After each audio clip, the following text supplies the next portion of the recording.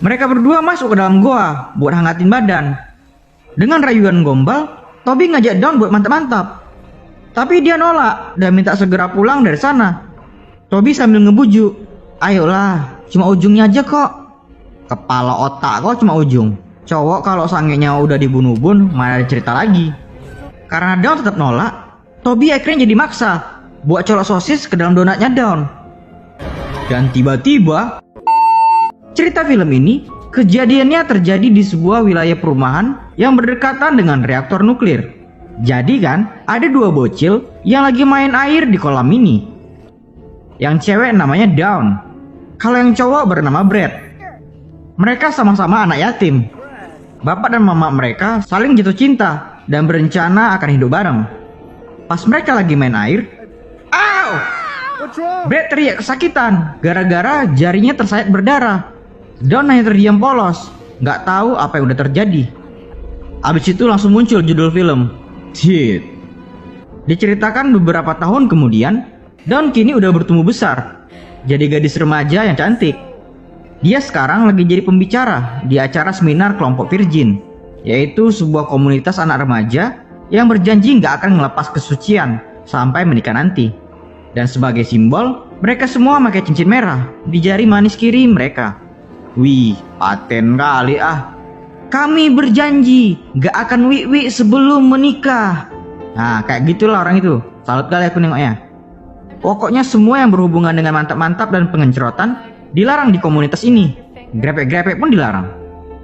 Habis itu, ada satu anak baru pindahan, cowok ganteng, namanya Toby.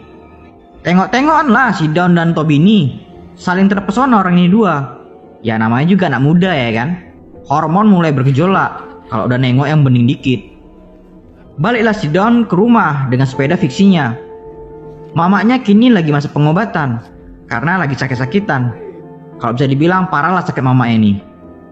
Waktu Dawn mau mandi, si Brad malah ngeprank dia. Ini dia si Brad, saudara tirinya yang di awal film tadi. Jambang kau geng, kayak Wolverine kau kambing. Ada-ada aja. Udah jadi berandalan lah pokoknya si Brad ini. Gak sekolah, tatoan, indean. Pokoknya bedalah sifatnya dengan si Dawn.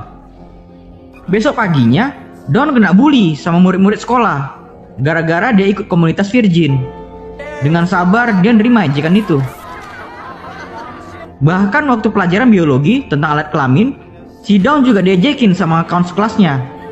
Tapi Toby membelanya, dan Dawn jadi tersipu malu. "Oh, cocuit. Ulu. Pas pulang sekolah, nonton bioskop lah orang ini. Double date gitu. Gara-gara nengok kawannya yang lagi cipoan, jadi terangsang juga orang ini dua. Tapi mereka berusaha sekuat mungkin nahan godaan itu. Pulang dari bioskop, mereka langsung pergi ke danau. Di goa danau ini sering dipakai sama anak-anak muda buat mantap-mantap. Ya karena penasaran, makanya main-main orang ini ke tempat itu. Di tepi danau, si Dawn sama si Toby saling curhat di sana. Sepulang dari danau, ketika udah di rumah, waktu mau tidur malam, terlintas pula pikiran kotor di otak Dawn. Dia ngebayangin kalau lagi malam pertama dengan Toby. Pas Dawn mau colok donatnya, mendadak dia tersadar kalau hal yang mau dia lakukan adalah dosa. Ya nggak jadilah dia colok-colok anunya. Keesokan hari, selesai jam olahraga renang, Toby dan Dawn telepon-teleponan. Mereka buat kesepakatan untuk saling jaga jarak, biar mereka bisa nahan diri dari godaan mantap-mantap. Suatu saat, waktu Dawn lagi baca buku di kamarnya, dia ngedengar suara desahan dari kamar Brad. Yang ternyata Brad lagi ngen sama pacarnya. Sebelahan pula kamar orang ini dua. Ya terganggu lah si Dawn dengan suara tempat tidur yang goyang-goyang. Dawn nasihatin Brad buat jaga sikapnya di rumah. Tapi dia malah nyuruh si Dawn buat nungging di tempat tidurnya. Kan gak ada otak kali si kambing ini kan. Kacau kali otak kau bah. Hingga suatu ketika, entah setan apa yang merasukinya, Dawn nelpon Toby buat ketemuan di danau. Tancap gas dan langsung nyampe lah si Toby.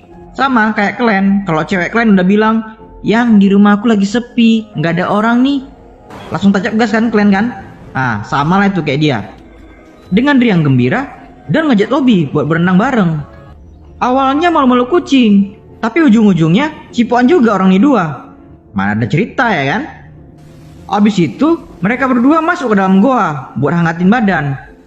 Daun ngingetin Toby buat tetap jaga kesucian mereka. Dengan rayuan Gombal, Toby ngajak Daun buat mantap-mantap. Tapi dia nolak dan minta segera pulang dari sana. Toby sambil ngebujuk, ayolah, cuma ujungnya aja kok. Kepala otak kok cuma ujung. Cowok kalau sangenya udah dibunuh-bun, mana ada cerita lagi.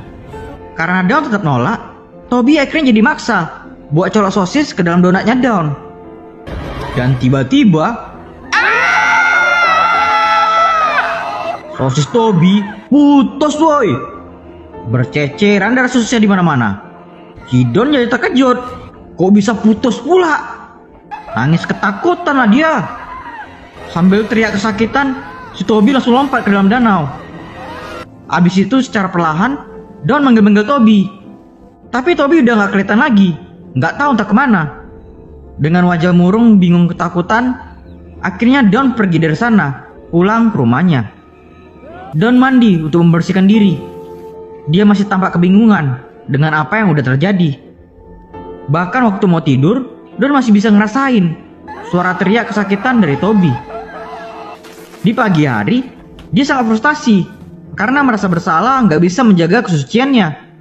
Tapi nggak hanya itu, dia juga merasa sangat bersalah karena udah mutusin sosis Toby. Di hari itu, ternyata Daun akan bawa ceramah lagi di komunitas Virgin. Remaja-remaja di sana nyambut dia dengan bersorak-sorak. Tapi pas Daun mau ngomong, dia malah gagap karena merasa udah nggak pantas lagi dia berdiri di hadapan orang-orang itu. Dengan terpaksa, dia buat pengakuan kalau dia udah gak suci lagi. Mereka semua yang ada di sana ngejek Daun dengan sebutan iblis, iblis, iblis. Nah, kayak gitulah. Dia ejek-ejekin lah si Daun. Karena merasa gak nyaman lagi di sana, dia minta sama Ryan buat nganter pulang ke rumahnya. Si Ryan ini dari dulu suka sama Daun. Makanya pas udah nyampe di rumah, dia ngajak Daun buat kencan bareng. Ya si Daun anggap itu adalah hal yang lucu. Dia langsung nolak ajakan tersebut. Abis itu Daun pergi naik sepeda buat nyari keberadaan Toby. Si Ryan yang aturnya mau pulang, dia malah mau terbalik buat nanya lagi tentang kencan tadi. Gak puas dia dengan jawaban Daun. Dia malah ketemu sama Brad pula. Kok ganggu tidur siang aku ya? Gedegam, kena tumbuk mukanya. Daun ternyata pergi lagi ke danau. Dia ngeliat mobil Toby yang masih ada di sana. Dia kembali berenang ke dalam goa. Mana tahu si Toby ada di sana ya kan? Tiba-tiba Daun teriak gara-gara nengok sosis Toby yang udah dimakan sama Kepiting. Geli kali aku anjir. Abis itu, karena merasa udah gak suci lagi, Daun naik ke atas tebing buat ngebuang cincin janji suci komunitas Virginia. Sesampainya di rumah, penasaran lah dia sama donatnya. Kok bisa pula kemarin putus sosis Toby? Dicari Daun lah di internet. Di sana dia nemu artikel mitologi Paginana dentata, yaitu Paginana yang bergigi. Diceritakan sebuah mitologi kalau ada cewek yang gak hanya mulut atas punya gigi, tapi mulut yang bawah juga bergigi. Kalian bayangkan lah itu weh. Harus terbuat dari besi lah burungnya biar gak putus. Gila. Pergilah si Daun ke klinik kelamin buat periksa donatnya. Dokter ngecek si Meki buat nengok ada yang aneh apa enggak. Ngetes kelenturan lah si dokter ini. Pakai 5 jari pula itu. Gila. Yang menjerit kesakitan lah si Daun. Yakin aku, pasti dokter mesum ini. Ini mau tes kelenturan apa mau BDSM kok kambing? Dan tiba-tiba tangan si dokter kejepit karena ada yang ngegigit jarinya. Dan pun teriak ketakutan lah.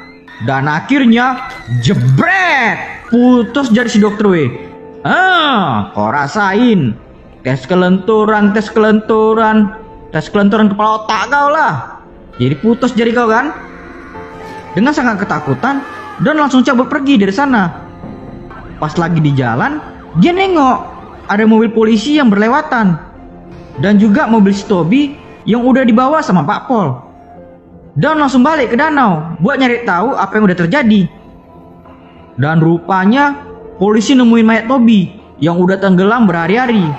Kasihan kali lah anak muda. Dengan perasaan sedih karena merasa dia udah membunuh Toby, pas dia balik ke rumah dan ingin curhat sama mamanya, Don malah nengok mamanya yang udah terkapar nggak sadarkan diri. Dan juga kan, gila kali bah, si Brad ternyata lagi pula sama pacarnya. Nggak peduli dia dengan keadaan mama tirinya. Kambing, pingin kutumbuh aja si Brad ini ya. Dan akhirnya Don dan bapak tirinya udah berada di rumah sakit. Si bapak nyuruh dia buat pulang biar bisa istirahat. Tapi karena stres berat, Don pergi ke rumah Ryan buat curhat. Don bilang ke Ryan kalau dia udah ngebunuh orang karena punya vaginana dentata. Ya Ryan nggak ngerti lah dengan omongan dia. Dipeluk lah si Don ini. Kesempatan bagus cuy. Muncullah pikiran kotor si Ryan. Dibuat si Don ini rileks di bathtub. Abis itu dikasih obat buat nenangin sarafnya. Udahlah, mana ada cerita ya kan. Sampai-sampai satu kamar dihiasin sama lilin akupuntur biar enak buat mantap-mantapnya. Si Don ya udah oyong gara-gara dikasih obat tadi. Dengan lembut tapi pasti, Ryan ngasih vibrator dulu ke Donald Dawn. Ya tentu aja si Don merasakan kenikmatan sampai ke bunuh-bunuhnya. Dan akhirnya, jlop, masuk barang itu ya kan. Ternyata aman weh, gak putus sosis si Ryan. Kayak gitu rupanya. Kalau Don nyaman pas mantap-mantap, si Mickey juga gak akan ngamuk dan mutusin sosis orang. Di tempat lain, tepatnya di ruang mayat, dokter dan detektif nemuin ada semacam gigi tajam nyangkut di sosisnya Toby. Kalian lihat lah ini weh, apa nggak ngeri kali ya kan? Pantes lah bisa putus tuh titit. Gila, besar kali gigi ya geng.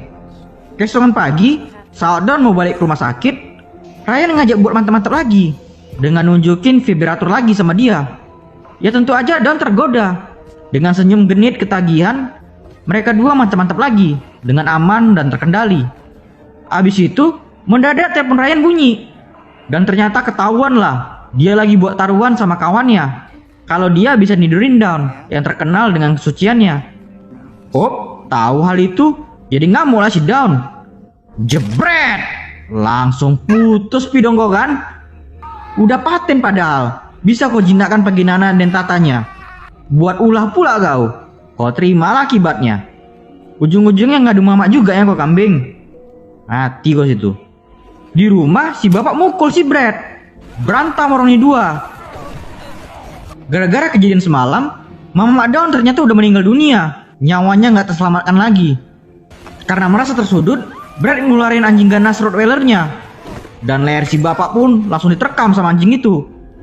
Memang binatang kau ya Brad. Sanggup kali kau. Pas lagi digigit, si Brad buat pengakuan sama bapaknya kalau dia dulu pas kecil suka sama Dawn. Tapi bapaknya malah nikahin mamanya Dawn, yang ngebuat dia dan Dawn jadi saudara tiri. Itulah yang ngebuat dia jadi berandalan dan gak peduli lagi sama mereka. Tapi ya karena dia takut masuk penjara, akhirnya dia ngelepasin gigitan anjing Rottweilernya. Setibanya di rumah sakit, Dawn meluk bapak tirinya. Dia sangat terpukul dengan kepergian mamanya. Dan gak sengaja dia ngelihat leher si bapak yang terluka parah akibat gigitan. Di situ si Melanie pacarnya Brad juga minta maaf. Pas malam kemarin itu dia sebenarnya mau bantuin nolong mamanya, tapi dilarang sama si Brad dan maksa dia buat mantap-mantapan aja. Jadi ngamuk lah si Dawn tahu hal itu. Dia langsung balik ke rumahnya, berdandan dia biar makin cantik. Habis itu dia masuk ke kamar Brad buat godain dia. Si Brad yang memang udah gak ada lagi otaknya langsung gercep lah buat mantap-mantapan sama saudara tirinya itu. Tapi sebelumnya Brad tampak waspada karena dia teringat dengan kejadian pas bocil dulu. Jadi dulu pas kecil yang di awal film tadi, tangannya terluka gara-gara dia nyolok jarinya ke lubang donat Dawn. Maunya putus aja jari kau ya. Dari kecil aja udah mesum kau kambing. Karena ditengok kalau donatnya aman-aman aja, nggak ada yang aneh, langsung digaskan dia lah. Jelek. Masuk barang itu ya kan. Awalnya mana-mana aja. Dan tiba-tiba jebret.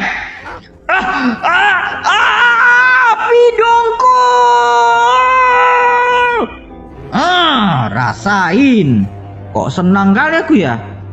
Bertindik bah sosis kau. Gila kali memang kau ya.